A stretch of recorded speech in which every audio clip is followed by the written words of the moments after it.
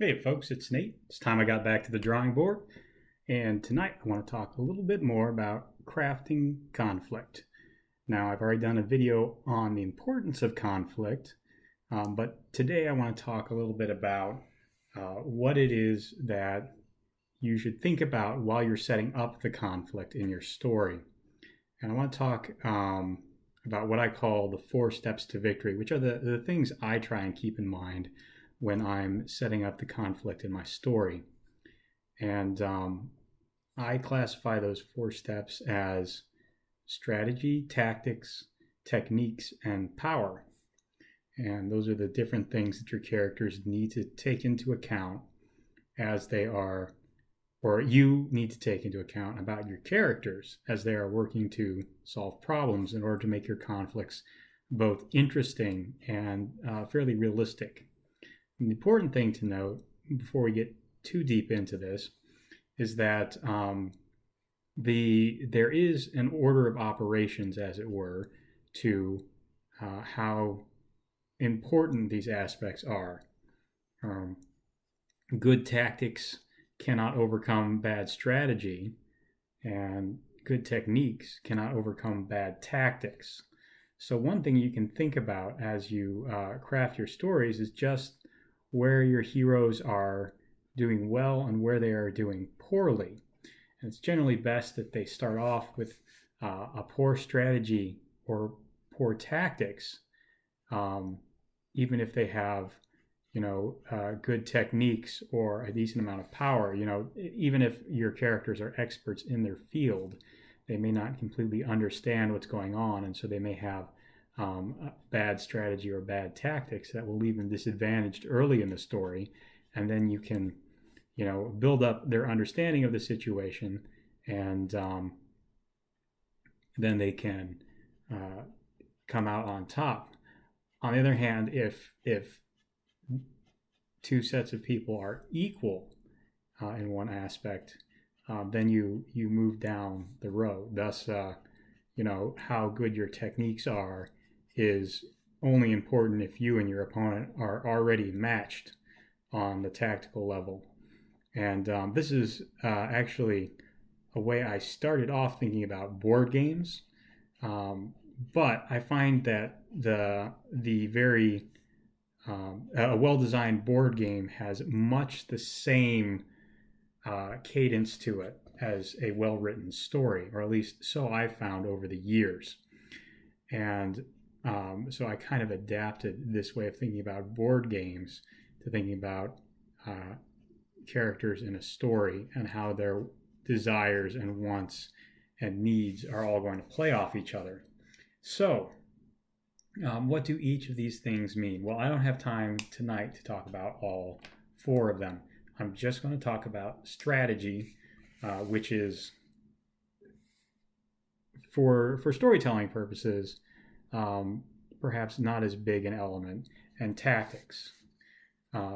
So what are these 2 things? Well, I'm going to use some examples from stories you can find and also from history.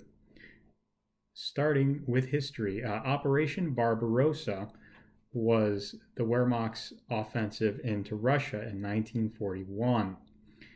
Operation Barbarossa had a pretty simple strategic goal. They were driving in to take over the Caucasus oil fields and eventually drive Russia to surrender.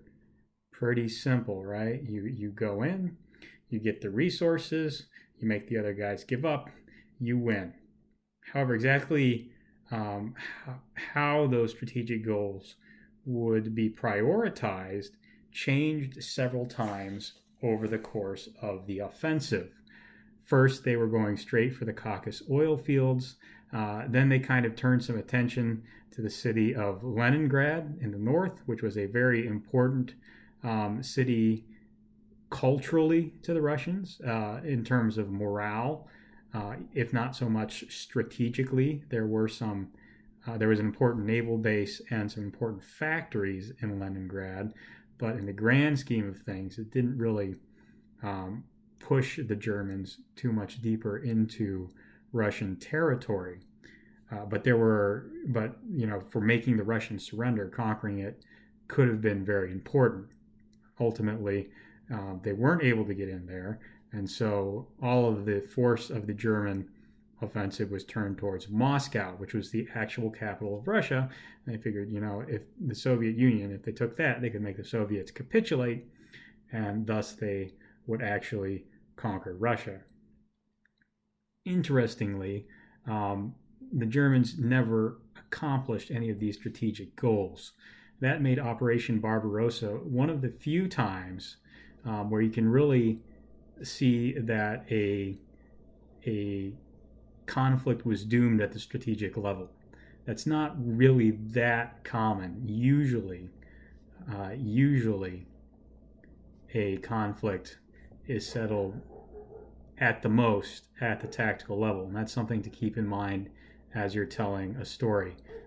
Very rarely is what a character wants, what their grand vision is, going to be what undoes them. And when it does, it's generally not very satisfying to your readers.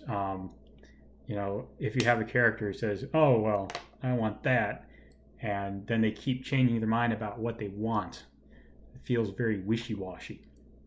Now, it did happen. Again, Operation Barbarossa was a real thing, and most strategists agree, military historians agree, that if Hitler had not repeatedly changed the objectives he gave to his field marshals, there's a good chance that they would actually have forced Russia to capitulate, or at the very least put them in such a bad situation that the Soviets never collected themselves enough to launch an effective offensive.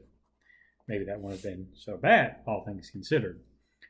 But the fact is, it did happen, and not to undercut the many incredible things that happened in that campaign to stop Hitler, the average Russian fighting man and some of their commanders went through quite a bit, not to mention the civilians who suffered horribly during the siege of Leningrad.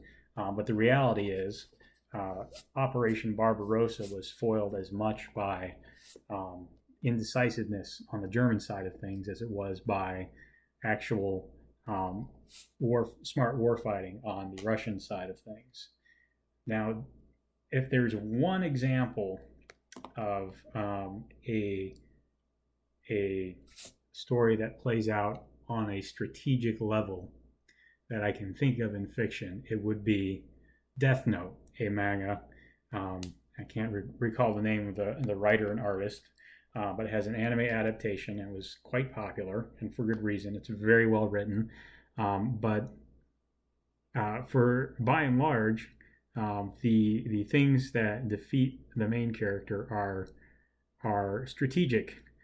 They are present from the moment he begins his crusade, and that is actually in this case one of the things that makes the series so interesting.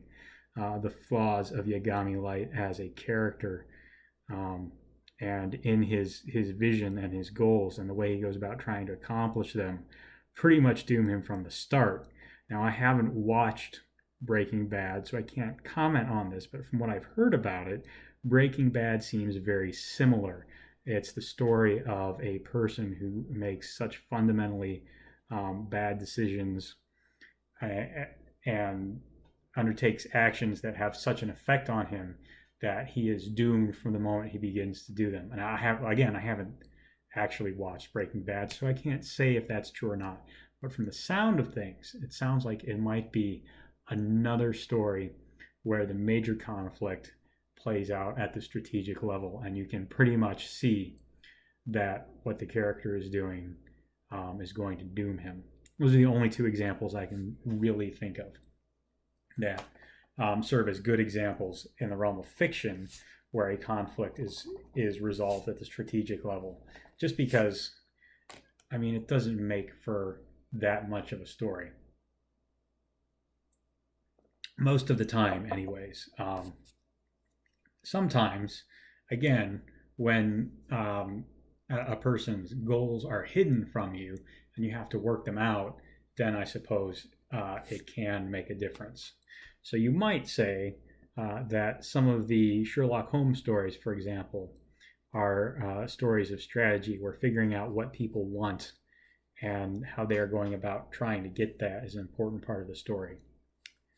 Um, I'm not sure that's entirely true. Um, I have read all of the Sherlock Holmes short stories as well as The Hound of the Baskervilles, and I have a hard time thinking of any stories that are like that. They do seem more like tactical stories, at least to me.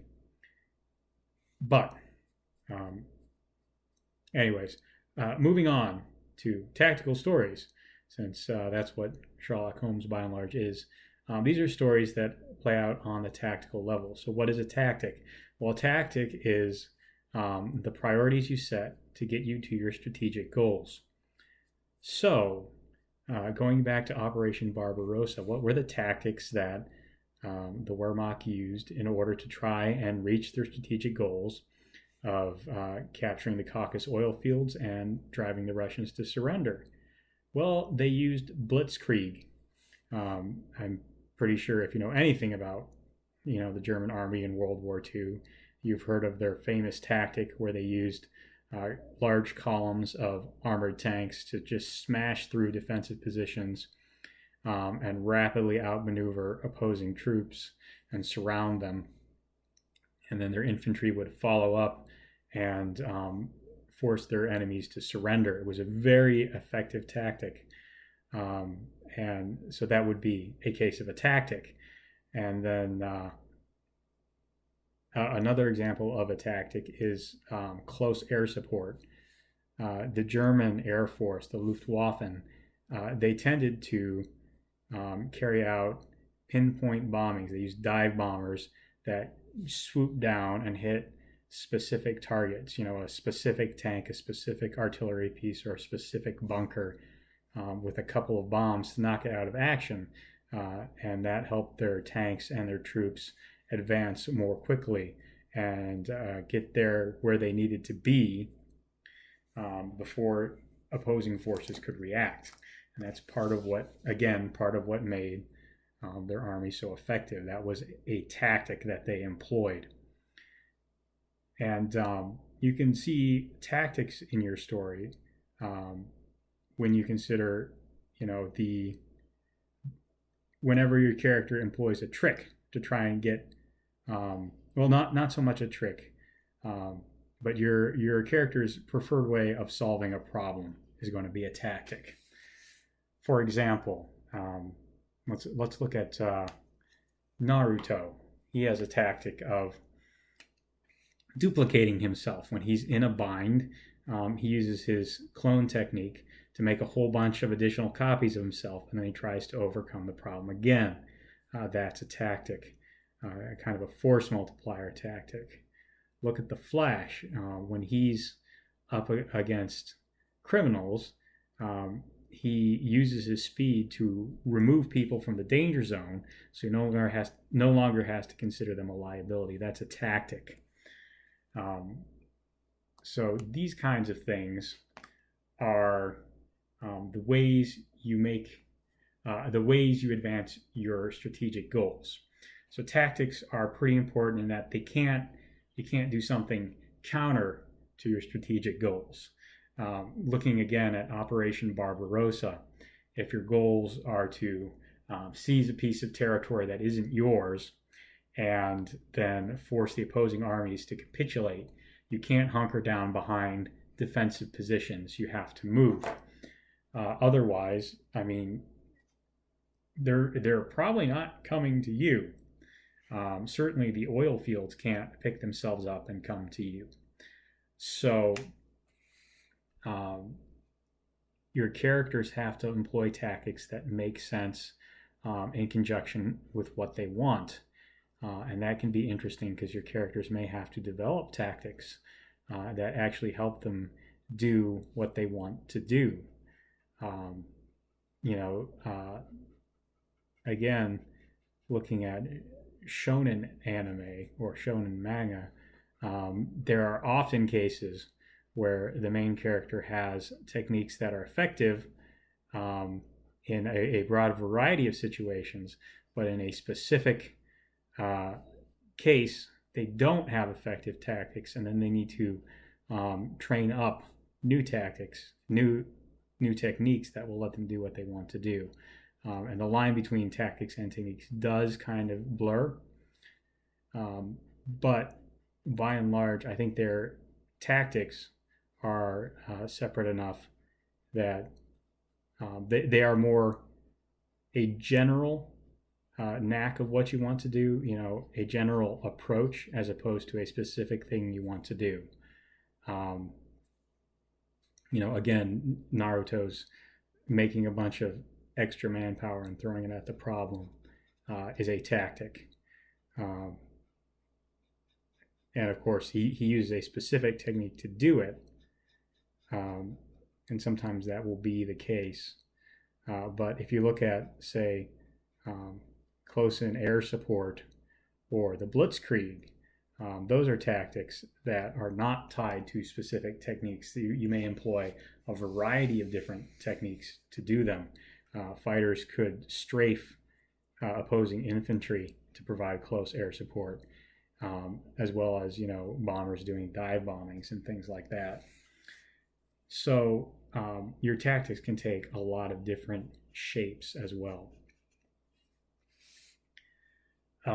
Stories that use a lot of tactics. Well, Death Note, again, there's a lot of tactics in that as well, even though I think the story plays out largely on a strategic level. There's a lot of moves and counter moves in that story. However, again, sticking with Japanese stories, there's an entire genre of gambling stories in manga that revolve around tactics. Stories like Gambler Kaiji is a good example of a story that's all about tactics. The mind games, the trickery, the attempts to cheat, these are all tactics that are employed as part of the character's conflicts. Strategic goals in those kind of stories might be win it all back, play fast and loose, then win everything on a big gamble, or steadily acquire resources over time and win through attrition. Those are strategic goals. And the tactics, the bluffs, the tricks to cheat, things like that are the tactics that the characters employ to reach those goals. So, the difference between tactics and strategy is pretty clear. Strategy is basically your character's goals, how they get what they want, and tactics are the philosophy by which they then try and get what they want. And I think that of the richest veins of conflict to explore, the tactical one is actually the deepest and the most interesting. You look at, like I said, there's a whole genre of gambling manga. If you look in American stories, pretty much anything with a detective in it is an examination of tactics. Every detective has different tactics to get what they want. In Psych, it's all about mind games and tricking people into revealing things. For Monk, it's all about paying attention to details and putting together the pieces in a very Sherlock Holmes kind of a way. In CSI, it's all about the methods, the procedures, the various gathering of evidence, and then testing it over and over again. So those are 3 different shows about detectives who have the same strategic goal, but they are using different tactics to accomplish it. So that is I think maybe I'm biased. I do love mysteries as much as I love action, and I find that as a vein for story, mysteries are a lot stronger because you can approach solving them in so many different ways. Um, so yeah, tactics. They are, um, I think, the richest vein of conflict, and also as people explore and work off of them to understand what the antagonist and the protagonist are trying to do, I think it makes for a much more interesting story, and a deeper one than a story that focuses largely on strategy or techniques or power. So anyway, that's a little bit of my philosophy of crafting conflict. I hope you enjoyed that. If you did, there's a like button and a subscribe button down below. Use them as you see fit, and I will talk to you later.